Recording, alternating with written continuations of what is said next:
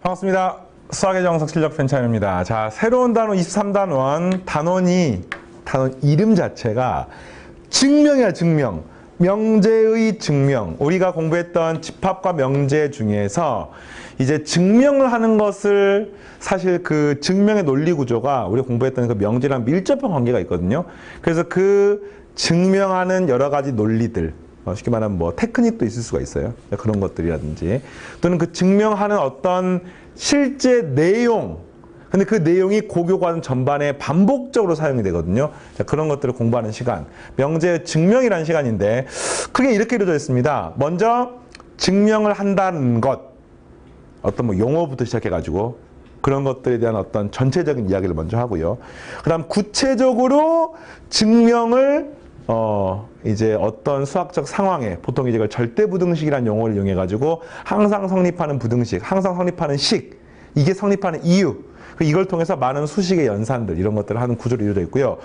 사실 고교과정 전체에서 굉장히 중요하게 사용되는 논리들이 이번 단원에서 나옵니다. 이번 시간과 다음 시간에 23단원 이론을 공부를 하면서 증명이란 게 무엇인지, 증명 어떤 식으로 하는 건지, 그 내용이 어떤 것들인지 이런 것을 살펴보겠습니다. 자, 용어부터 등장을 하는데 정석 교재의 용어가 정의, 증명, 정리 세 가지가 있습니다. 선생님 여기에 추가적으로 이런 용어까지, 예, 공리라고 하는 것까지 같이 이야기를 해서 용어 이야기를 먼저 해보겠습니다. 수학적으로 많이 사용되는 용어들이고요. 뭐 공리는 고등과정은 잘 안 나오는 용어.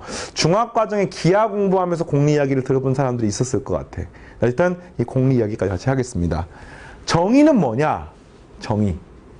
뭐 용어의 뜻을 정확히 표현한 문장 이런 건데 이게 지금 말이 확 와닿지가 않잖아. 확 와닿는 한 개의 단어로 표현하면 정의는 수학적인 약속이야, 약속. 정의, 뭐 이런 거지. 어떤 정의가 있을까?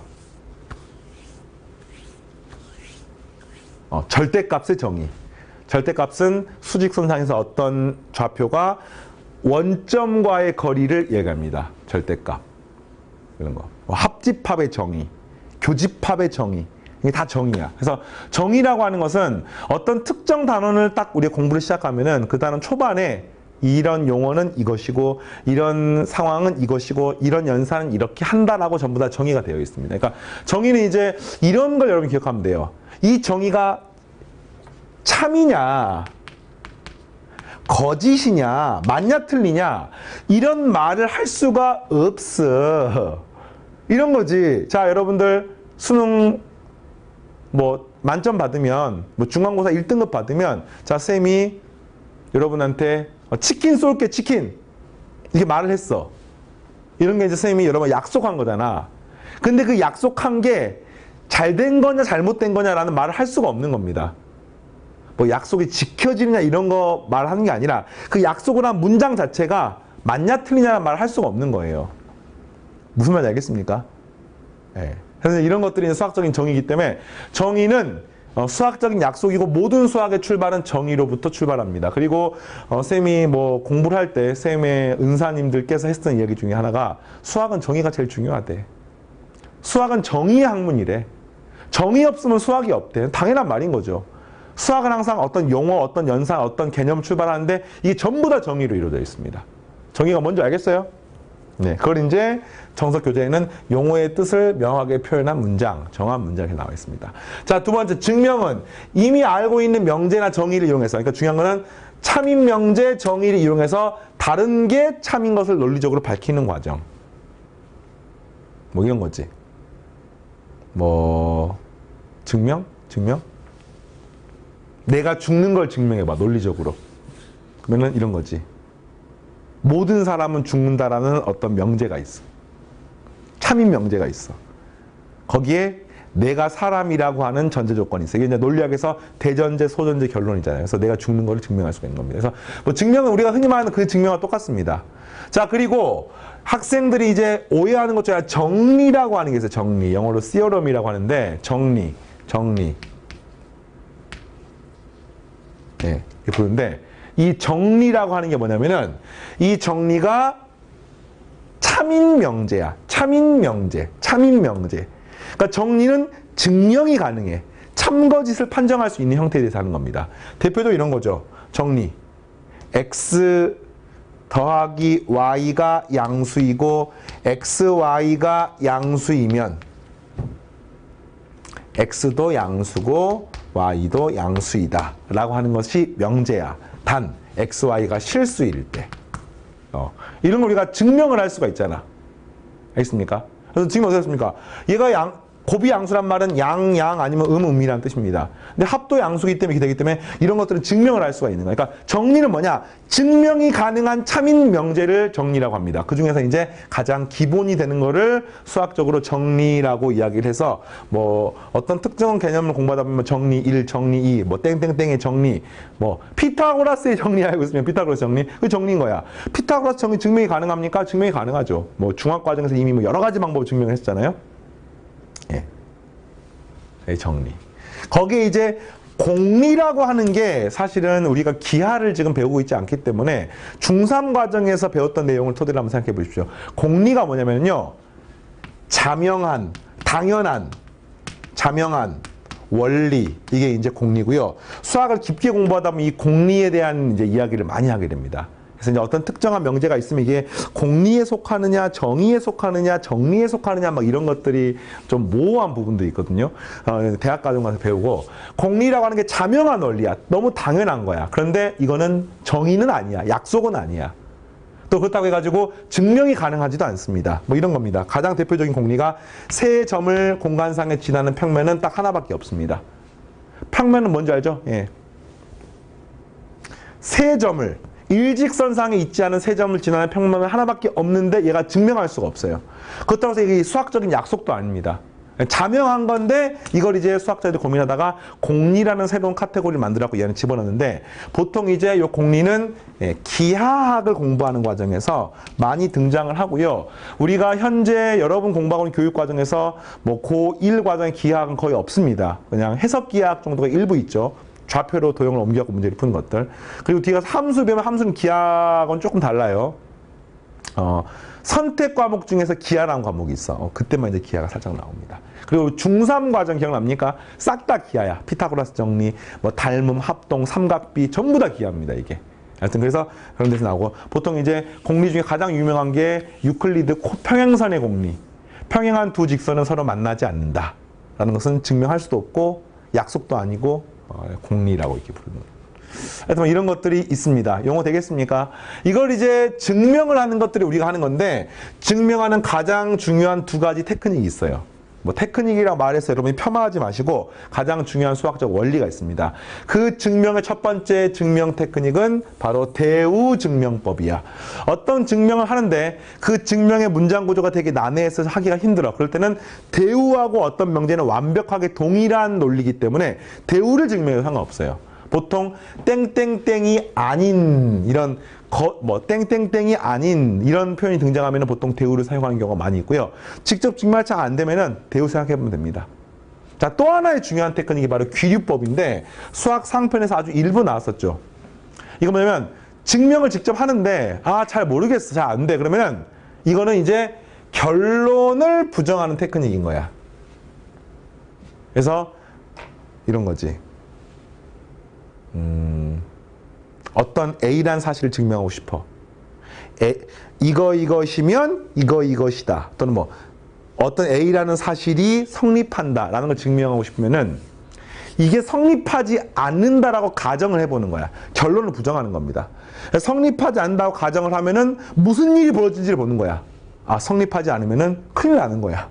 성립하지 않으면은 모순이 생기는 거야. 성립하지 않는다고 하면은 그런 일은 있을 수가 없는 거야. 라는 것을 증명하면, 다시 말하면 이게 모순이 생기는 거 보이면은 내가 한 이 가정이 잘못된 것을 알 수가 있고 맞다는 걸 증명할 수 있는 거죠. 무슨 말인지 알겠어요, 지금? 예. 뭐 뒤에서 할 건데 하여튼 그래서 직접 증명이 쉽지 않으면 귀리법을 활용하는 게 이게 무슨 말입니까? 결론을 부정한다는 뜻이야. 결론을 부정해봐. 그래서 모순이 생기는 거를 보여주면 되는 겁니다. 이런 증명법이 귀류법이고요. 이런 한글로 말하는 이 단어가 중요하진 않아요. 당연히 중요하지 않지만 증명할 수 있는 그 과정이 중요한 거니까 연습을 한번 해보겠습니다. 자, 간단한 증명이 몇 개가 나와 있어요. 23-1번에 2개가 나와 있는데 이 2개의 증명은 대부분 귀류법이나 대우증명법 다 할 수 있어요. 해볼게요. 자, n이 자연수일 때 이것이 짝수이면 n은 짝수이다를 증명하는 겁니다. 그러니까 요걸 증명하는 거예요, 지금. n제곱 플러스 2n이 짝수이면 n은 짝수이다. 그러면 이걸 증명 다 해볼게요, 쌤이. 첫 번째. 대우 증명법. 얘 문장의 대우가 뭡니까? n이 홀수이면 n제곱 플러스 2n이 홀수인 거를 증명하면 돼. 할 수 있겠습니까?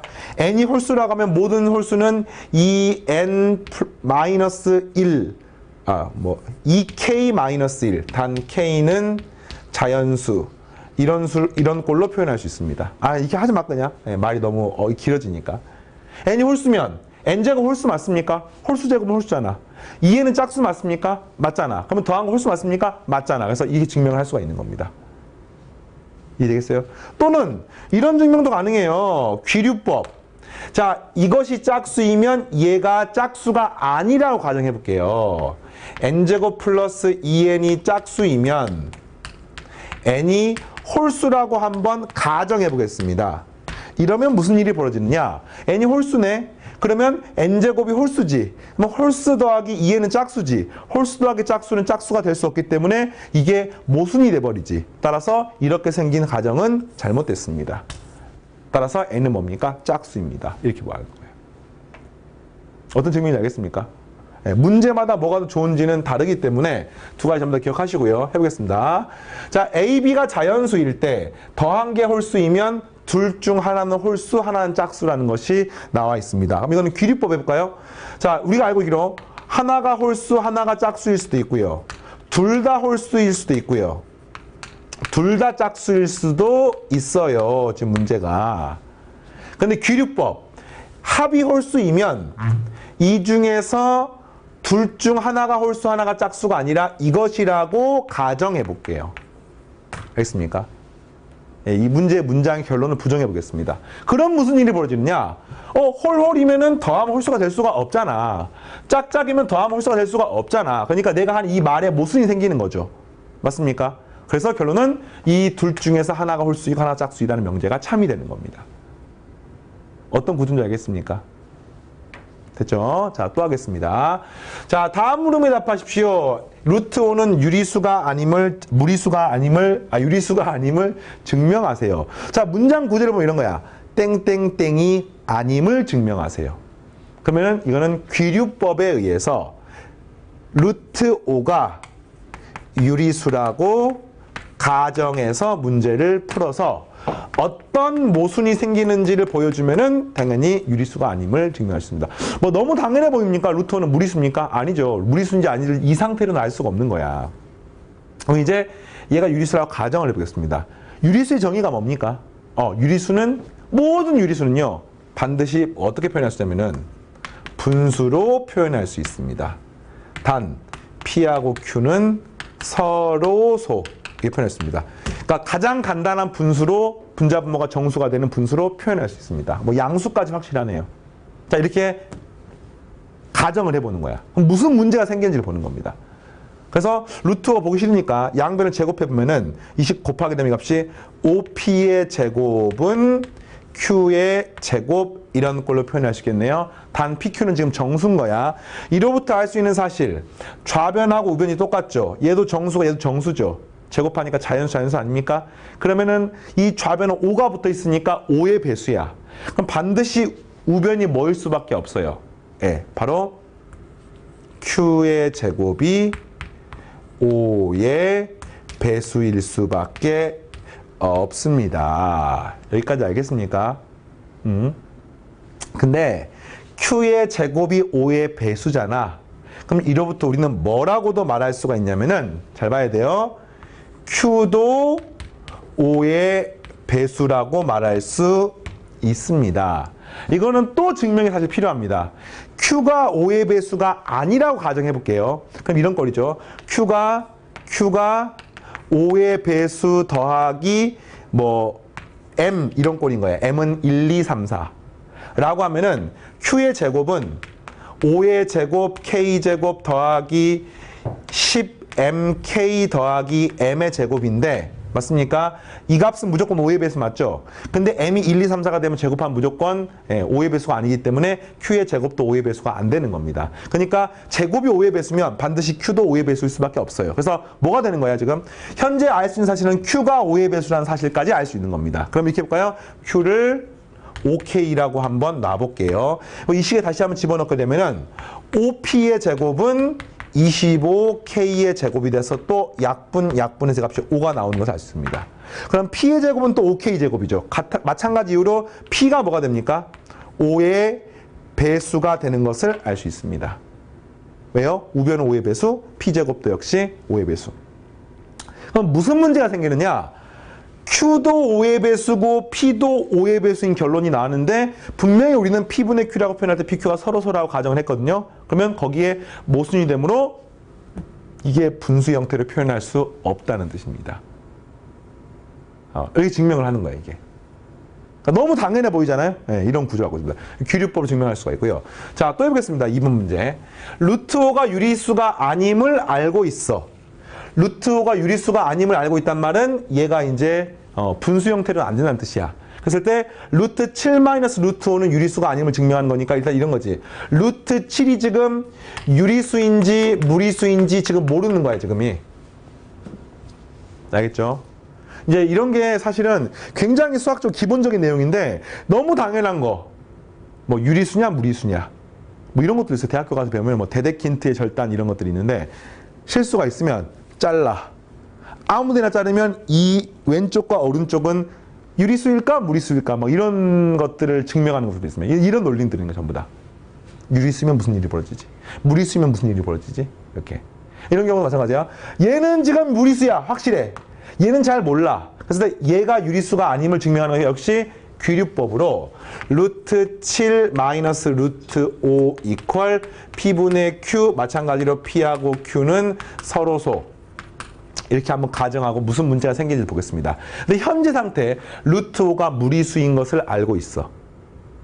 알겠습니까? 유리수가 아닌 것을 알고 있단 말이야. 그럼 루트 7은 몰라.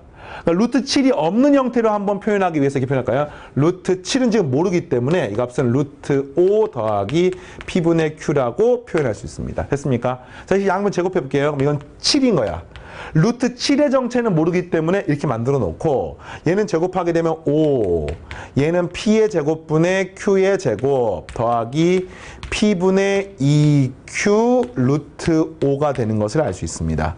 그럼 이제 이 나머지 숫자들은요 싹 다 이쪽으로 넘길 수 있겠죠.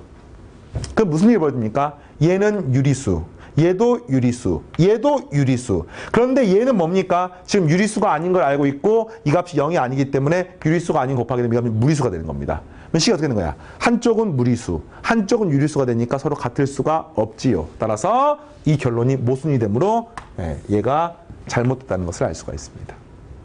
증명 끝. 자, 어떻게 건지 알겠습니까? 쌤, 이거 루트 7하고 루트 5 중에서 왜 얘를 남기고 얘를 넘깁니까? 얘는 잘 모르니까 얘를 제곱해갖고 없애버리려고. 하지만 얘는 잘 아니까 살려두는 거야, 이게. 마지막에 써먹으려고. 자, 어떤 구조인지 알겠습니까? 증명. 근데 이런 거는 사실 수학을 공부하는 데서 아주 기본 베이스가 되는 거기 때문에 얘가 뭐 단독 문제로 굉장히 현학적으로 잘 나오는 것들은 아니에요. 얘는 그냥 공부하는 과정에 있는 것들이고 진짜 중요한 것들은 뭐냐? 이걸 이제 구체적인 수학적인 상황에 적용하는 게 필요한데 그거를 이제 이 뒤에 보면은 나와 있습니다. 3번까지 먼저 풀고 3번까지 이제 수학의 그냥 베이스 내용들이야. 한 변의 길이가 12m인 정사각형의 방 안에 10사람이 서서 이야기를 나누고 있다. 뭔 소리입니까? 한 변의 길이가 12인 정사각형 안에 사람이 하나, 둘, 셋, 넷, 다, 여, 일곱, 여덟, 아홉, 열 이렇게 나누고 있습니다. 옳은 걸 고르십시오. 임의의 두 사람의 거리가 4루트 12, 뭐지 이게? 뭔 소리지? 뭔 소리지? 수학적으로 굉장히 유명한 비둘기집의 원리에 관한 문제인데 자, 이걸 쌤이 잠깐 한번 설명해 줄게요. 교육과정상 비둘기집 원리가 막 깊이 있게 나오진 않으니까 그냥 지나가는 말로 이해해도 충분합니다.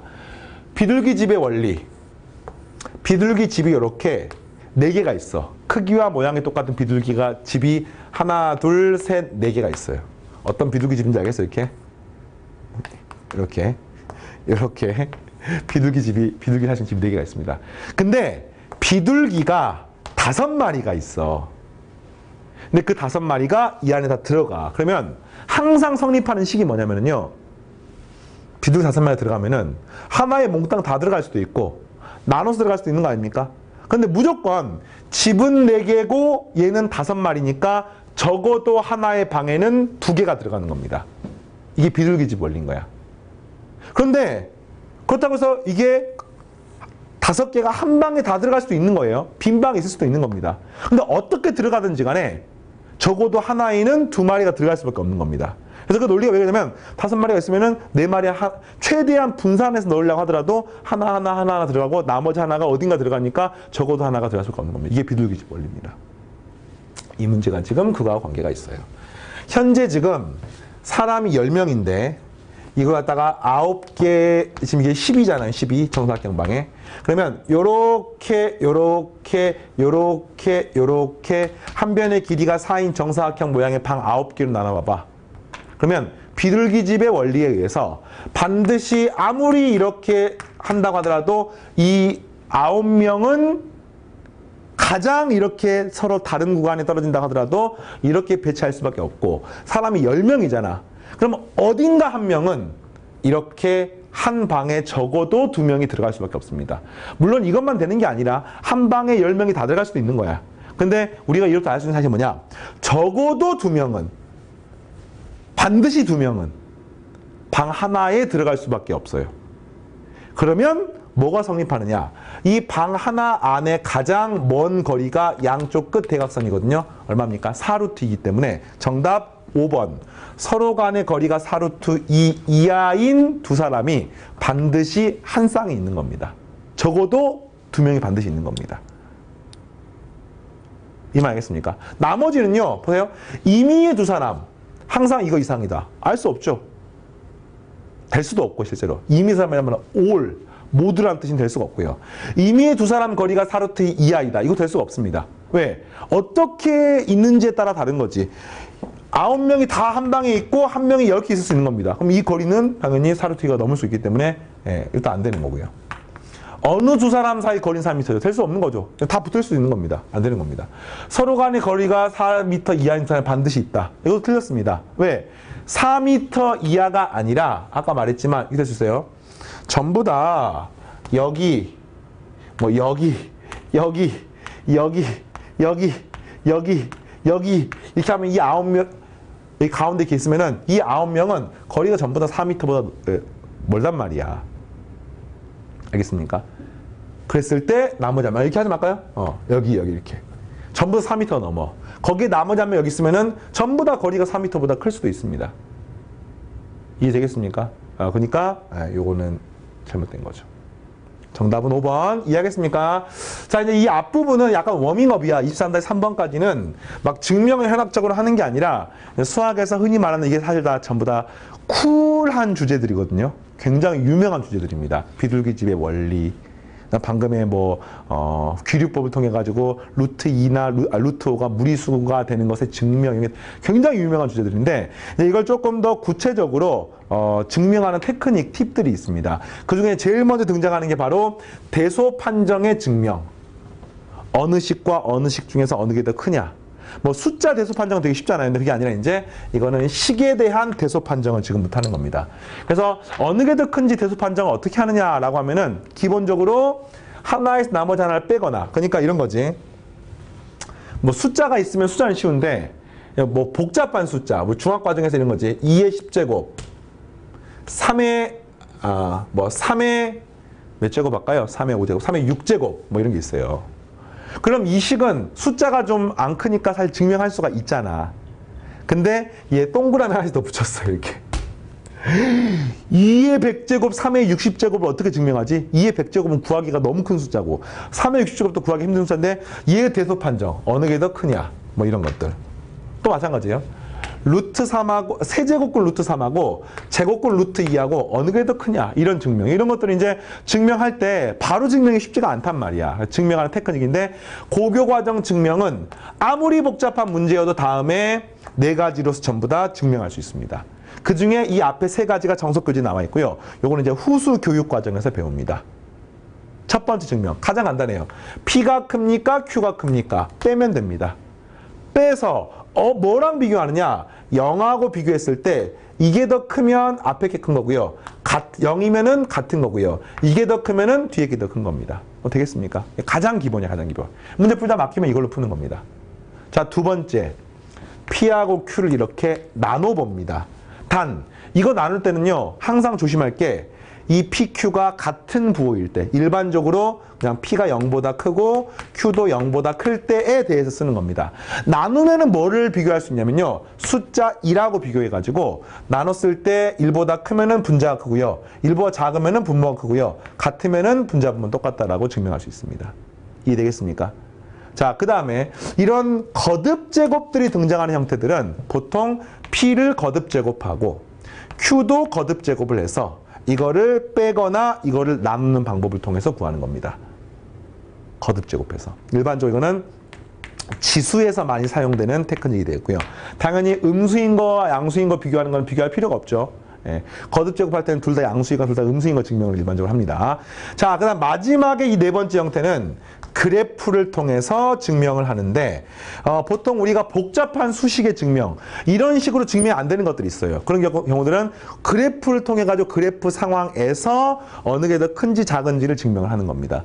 뭐 지수 같은 경우 뒤에 가서 뭐 배우는데 이과 학생들은 A의 뭐 n 플러스 1분의 n제곱 하고 B의 n-1분의 n제곱, 뭐 근데 A가 1보다 크다, 뭐 B는 1보다 어떻다 이랬을 때 얘가 어느 게 더 큽니까? 이런 증명을 할 때 이런 것들을 쓸 수가 없는 경우에 그래프, 지수함수를 통해서 구하는 것들을 배우게 되는데, 뭐 그거 이외에도 이거는 그러니까 뭐 지수, 로그, 함수, 뭐 다항함수, 이게 쓰면 할까요? 그냥 자, 함수를 이용한다. 또는 그래프가 핵심적인 내용의 문이과는 뭐냐면요, 뒤에 가서 미분이 등장을 하거든요. 그 미분을 공부하는 과정에서 그래프가 등장을 하고 그래프를 통해서 대수 비교하는 또 고급 테크닉을 배웁니다. 뭐 그래프 위쪽에 있냐 아래쪽에 있냐 이런 것들 통해 가지고. 지금은 이 앞에 세 가지를 가지고 하는 것들을 주로 하겠습니다. 됐습니까? 증명, 기본적인 증명은 어떤 것을 할지에 대한 고민을 하는 거예요. 이걸 뺄 것이냐, 나눌 것이냐, 부호가 어떻게 되느냐. 자, 그래서 여러분 정석교재도 간단하게 정리했습니다. 뺍니다. 또는 제곱해서 빼는 건데 제곱해서 빼는 거 말고 거듭 제곱해서 빼는 거 전부 다 포함해서 뭐 각각 6제곱해서 뺀다. 이런 것들. 이런 거 아까 뭐 세제곱근 루트 3하고요. 제곱근 루트 2. 어느 게 큽니까? 잘 모르겠어. 얘를 6제곱하면 3의 제곱이 돼요. 얘를 6제곱하면 2의 세제곱이 됩니다. 이 값은 9고요. 이 값이 8이거든요. 그러니까 6제곱하면 이게 더 크니까 이것도 역시 이게 더 크다라고 말할 수 있습니다. 이건 뒤에 지수 같은 거 할 때 이제 배우니까 일단 뭐 여러분 고1 과정은 일반적으로 제곱이 주로 등장합니다. 자, 그 다음에 B를 구한다. 양수일 때에 대해서 하는 건데 1보다 큽니까 작습니까를 보고 하는 거고요. 하나가 양수가 하나가 음수인 건 비교할 필요가 없지. 무조건 양수가 큰 거고요.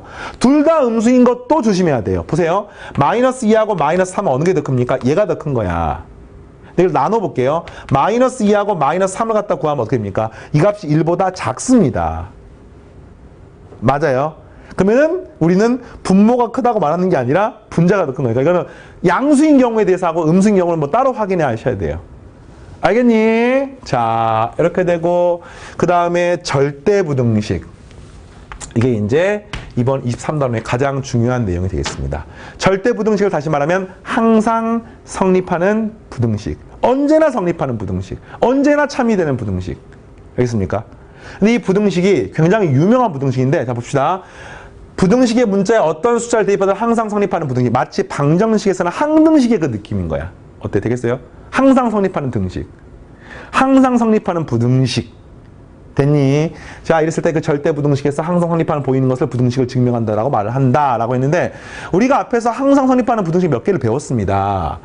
어때요? a제곱 플러스 2ab 플러스 b제곱은 언제나 a 플러스 b의 제곱이니까 0보다 크거나 같다. 항상 실수의 제곱을 하는 것은 0 이상이라는 가장 간단한 명제가 있잖아요. 이걸 통해 가지고 증명을 대부분 합니다. 그래서 완전 제곱식 형태는 0 이상이다. 또 이것도 완전 제곱식 형태 맞습니까? 왜 그래요? 요거 2분의 1로 묶어내면은 기억납니까? 우리 수학 상편에 배웠죠. a-b의 제곱, b-c의 제곱 더하기 c-a의 제곱이라고 쓸 수가 있고, 이게 제곱, 제곱, 제곱이니까 0 이상, 0 이상, 0 이상을 더하니까 언제나 0 이상이라고 표현할 수 있습니다. 됐습니까?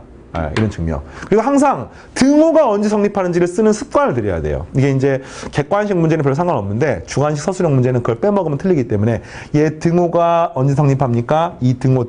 이 부등식 이거는 이것이거나 또는 이것이 나기 때문에 요거에 대한 조건을 반드시 써줘야 돼요.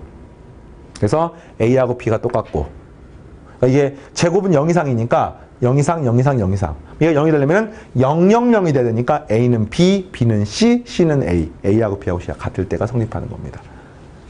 됐습니까? 자, 그리고요.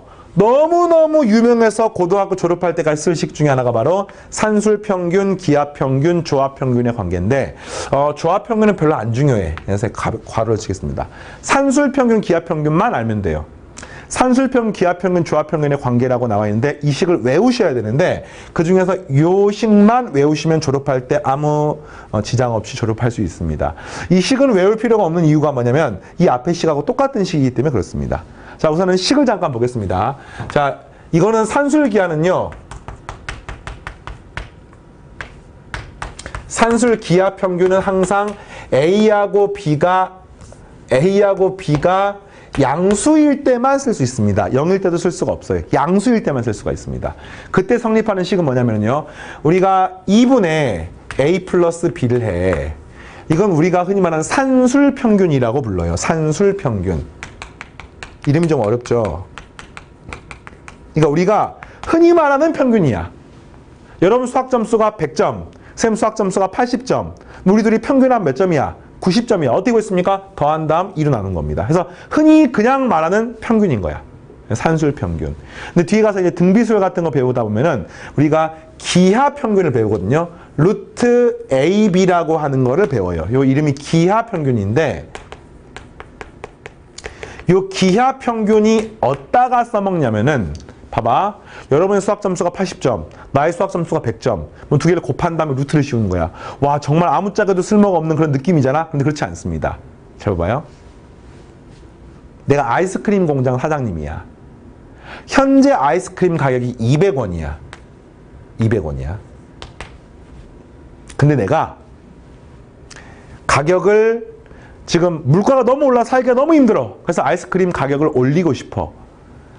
올해 한번 올리고 내년에 가격을 한번 올려가지고 2년 뒤에 가격을 800원으로 만들어서 내가 먹고 살고 싶다라고 하고 싶어. 알겠지? 그럼 질문이 이건 거야. 내년에 가격을 얼마로 만들면 좋겠느냐. 이게 바로 기하평균인 겁니다. 이게 왜 그러냐면요. 봐봐요. 쌤, 내년에 500원 만들면 되는 거 아닙니까? 500원 만들면 300원 올리고 300원 올리면 되는 거 아닙니까? 굉장히 이거는 잘못된 발상입니다. 이게 왜 그러냐면 보세요. 가격이 200원에서 500원이 되면은 물가 상승률 현재 가격의 2.5배가 되는 거야. 그럼 사람들이 아이스크림 안 사는 거야. 너무 비싸기 때문에. 자, 그 다음에 500원에서 800원이 되면은 현재 500원, 그 다음 800원이니까 가격이 2배도 안 오르는 거야. 60%밖에 안 오르는 거죠. 맞습니까? 그럼 이제 이게 뭐냐면요. 바로 기하평균은 비율을 따지는 문제를 풀 때 굉장히 유용합니다. 근데 일상생활에서 수학 점수 채점할 때는 산술평균이 많이 사용되지만 실제로는 비율이 훨씬 많이 사용돼요.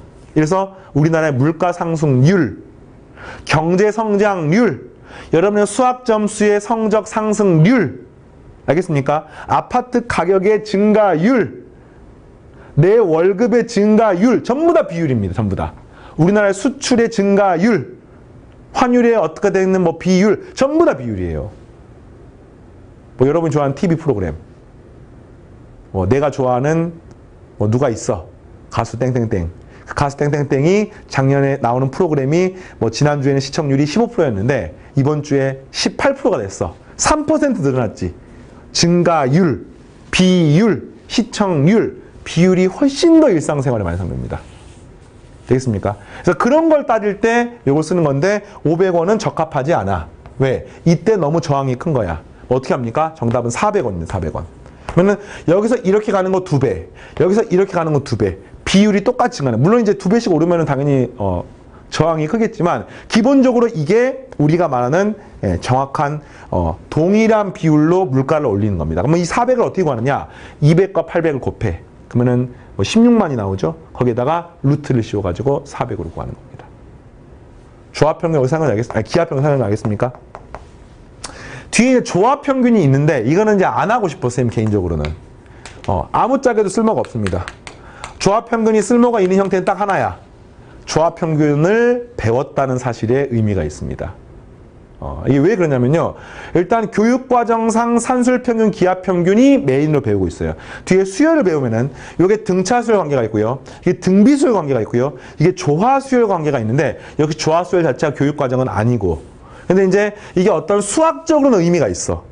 교육과정에는 의미가 없지만 수학적으로 의미가 있기 때문에 하긴 하겠습니다. 자, 그래서 조합평균은 뭐냐면은요. 역수가 산술평균이 되는 거야. 역수가. 그러니까 이런 거지, 이게. A분의 1이 하나가 있고, B분의 1이 하나가 있고, 알겠습니까? 그 다음 여기 사이에 어떤 X분의 1이 하나가 있어요. 근데 이게 뭐냐면은, 요 X분의 1이 A분의 1과 B분의 1이 평균인 거야. 이걸 갖다가 조합평균이라고 부르는 겁니다. 그래서 이게 A분의 1 더하기 B분의 1을 2로 나누면 요 값이 X분의 1 이렇게 되는 겁니다. 자, 이해되겠죠? 그래서 이거 어떻게 구할까 봤더니 얘가 통분을 해볼까요? 통분하게 되면 이 값은 이렇게 되는 거죠. 2AB분의 A 플러스 B가 X분의 1이 되는 겁니다. 그래서 이 X가 뭐가 되는 거냐면 역수를 취하니까 이게 A 플러스 B분의 2AB라고 쓸 수 있습니다가 조합평균인 거야. 이해되겠어요? 자, 됐죠? 그럼 이제 이것을 했을 때 얘가 항상 무슨 관계가 성립해. 조합평균 그냥 별로 안 중요해 지워버렸습니다. 얘가 양수일 때는 항상 산술평균이 기하평균보다 큽니다. 그리고 기하평균이 언제나 조합평균보다 크거나 같습니다. 이것도 크거나 같고. 그리고 같을 때는 언제입니까? A하고 B가 같을 때 등호가 성립합니다. 자, 여기까지를 여러분이 정리하시면 되겠고요. 이게 왜 그렇게 되는지 증명을 해보겠습니다.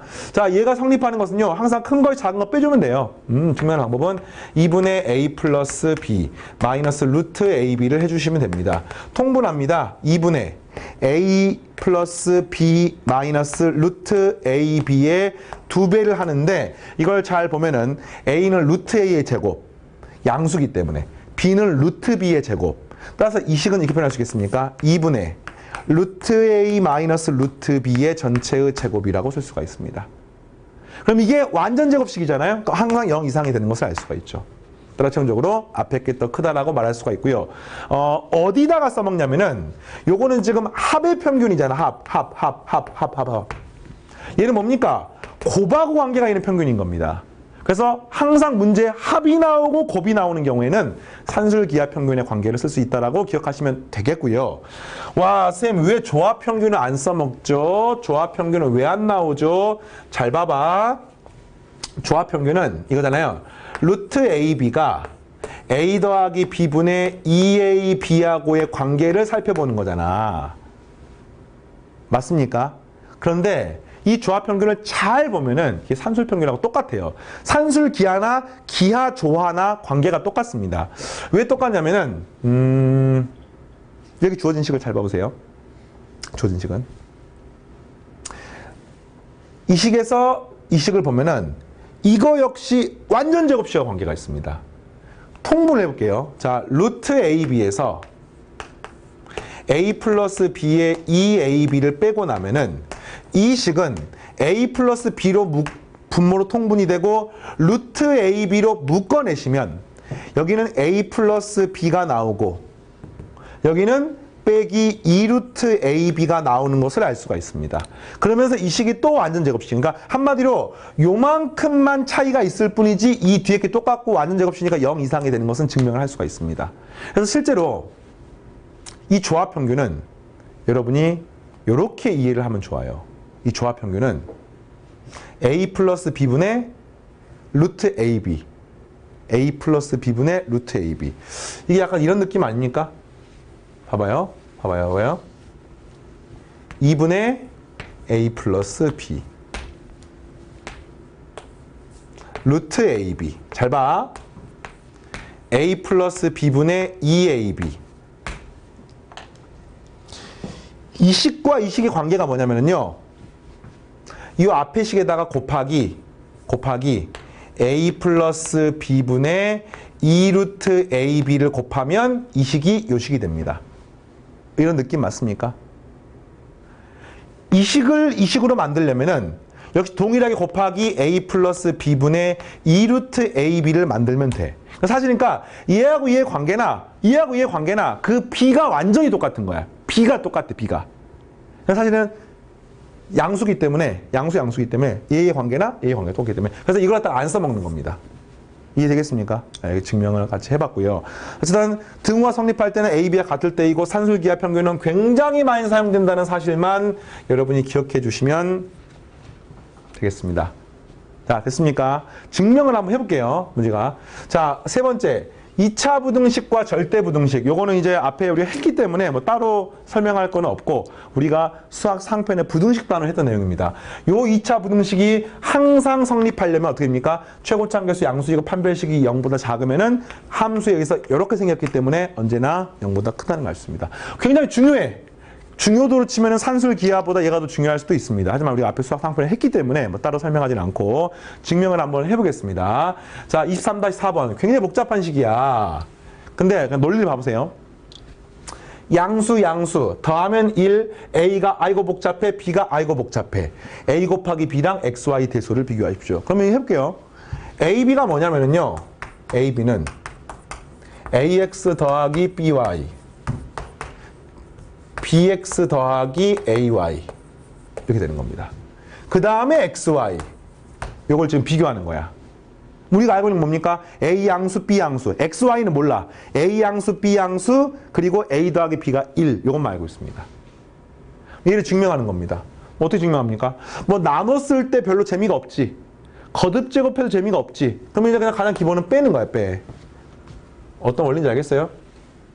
자, 빼보겠습니다. 빼보면은 a, b니까 a, b, x의 제곱. 항상 내림차순 정리하는 거야. 그 다음에 이렇게 하면은 b제곱 xy, a제곱 xy니까 더하기 a제곱 더하기 b제곱의 xy. 그 다음 플러스 ab, y제곱. 마이너스 xy. 그러니까 이 식에서 내림차순 정리를 하니까 마치 인수분해하듯이 여기 xy항 아니에요? 그쵸? 그러면 이게 뭐가 되는 겁니까? 자, 보세요. a제곱 더하기 b의 제곱 마이너스 1의 xy가 되는 건데 이게 무슨 관계가 있냐면은 a제곱 b제곱이 a 플러스 b의 제곱하고 똑같은 거 아니야? 제곱에서 2ab를 빼는 거하고 똑같은 거 아닙니까? 그죠? 그리고 이게 지금 문제가 마이너스 1이 있는 거 아닙니까? 근데 a 플러스 b가 방금 1이었으니까 이렇게 사라지는 거 아니에요? 그럼 이 식이 마이너스 2ab가 되는 겁니다. 이게 마이너스, 그지? 이게 마이너스 2ab가 되는 겁니다. 그럼 식이 요거 남고 요거 남고 요거 남는데 전부 다 뭐가 있어요? ab라는 공통 인수가 있는 거 확인했죠? 그리고 나머지를 한번 써보겠습니다. 그럼 여기는 x의 제곱 마이너스 2xy 플러스 y제곱이 되고요. 정리하면 ab의 x 마이너스 y의 제곱이 되는 것을 알 수 있습니다. 이거 ab가 양수라고 문제 나와 있죠? 그럼 이 값이 언제나 0 이상이므로 이게 성립하니까 뭐가 더 큽니까? 당연히 라지 ab가 더 크다는 것을 알 수가 있습니다. 그리고 등호가 성립하는 거야. 그럼 그 등호는 어디서 성립합니까? x가 y가 되면은 등호가 되는 것을 알 수 있습니다. 등호는 x가 y일 때. 어떻게 보는지 알겠습니까? 증명. 자, 식이 좀 복잡한 그런 부분이 있습니다만 이런 식으로 식을 내림차순 정리해가지고 하면은 모든 문제 다 풀 수 있습니다. 그 다음 것도 마찬가지예요. P가 양수, Q가 양수, 더하면 1. 뭐 앞에 건 비슷하네요. 와, 근데 fx가 복잡하다 이렇게. 그 질문이 뭐예요? A하고 B를 비교하는데 A는 PX, PFX, QFI니까 여기에다가 P를 곱하면은 이런 거죠. PX의 제곱 플러스 PAX, PB 그 다음에 QFI니까 Y제곱 QAY 플러스 QB 이렇게 표현할 수 있습니다. 이게 뭡니까? A야, A. 와, B는 더 복잡하네. B는 이 X 자리에 PX랑 QI를 집어넣어서 제곱하는 겁니다. 대입하는 겁니다. 그럼 됩니까? P의 제곱, X의 제곱, 플러스 Q의 제곱, Y의 제곱, 플러스 2PQ, XY. 지금 뭐 한 거야? PX랑 QI를 여기 집어넣는 거야, 지금. 또 집어넣게 되면 이 값은 플러스 APX, 플러스 AQY, 플러스 B 이렇게 쓸 수가 있는 거야. 아우, 팔 아프다. 그래서 한마디로 말하면 이거의 대소 비교를 하는 거니까 이거 두 개를 어떻게 할 것이냐, 나눌 것이냐, 뺄 것이냐. 뭐 제일 먼저 확인하고 싶은 게 빼고 싶죠, 빼고 싶죠. 빼고 싶습니다. 그래서 빼서 계산을 해봤더니 AQY, QAY, 오 사라지네 이게. 오케이. PAX, APX, 뿅 사라집니다. 그렇죠? 그리고 이제 이게 차수가 똑같은 걸 봤더니 X제곱, X제곱. 한번 써볼까요? 써볼까요? P로 묶으면 P의 괄호열고 1-P의 X제곱. 이렇게. 그 다음에 Y제곱 써볼까? QY제곱, Q제곱, Y제곱이니까 또 역시 Q로 묶어내면은 1-Q의 Y제곱. 이렇게. 그죠? 그럼 XY가 다 있는 항도 있으니까, EPQXY 마이너스 EPQXY 이렇게. 그럼 나머지는 아무것도 없는 거. PB, QB, 그 다음 그냥 B, B로 묶어내네요. 플러스 B에 P 플러스 Q 마이너스 1 이렇게 되는 겁니다. 됐죠? 자, 이게 어떻게 되는지 봤는데 일단은 P 플러스 Q가 1이니까 얘가 0이니까 얘는 사라지네요, 그냥. 자, 그리고 잘 봐봐. 1-P가 뭐가 똑같습니까? P 플러스 Q가 2니까 그냥 Q하고 똑같은 거야. 이거는 뭐가 똑같습니까? P하고 똑같은 거야. 전부 다 PQ, PQ, PQ 보이나요? 따라서 뭐가 되는 거야? PQ로 묶어내시면 이 식은 X제곱, Y제곱 빼기 2XY니까 X-Y의 제곱이 돼서 P양수, Q양수 요거 0 이상이니까 0 이상이 되는 것을 알 수 있습니다. 역시 마찬가지야. 단, 등호는 X하고 Y가 똑같을 때가 등호가 되겠습니다. 자, 오늘 23번 4번까지 하겠습니다. 자, 오늘은 좀 전체를 보는 안목을 기르는 시간이었다고 하면은 다음 시간은 진짜 증명을 하는 거에 초점을 맞춰서 이야기를 많이 하겠습니다. 아마 다음 시간이 조금 더 어려울 거라 생각하고요. 다음 시간이 조금 더 여러분이 배워가는 게 많지 않을까. 어쨌든 전체를 보는 안목 잘 키워졌습니까? 자, 계속해서 다음 시간에 만나겠습니다. 마치겠습니다.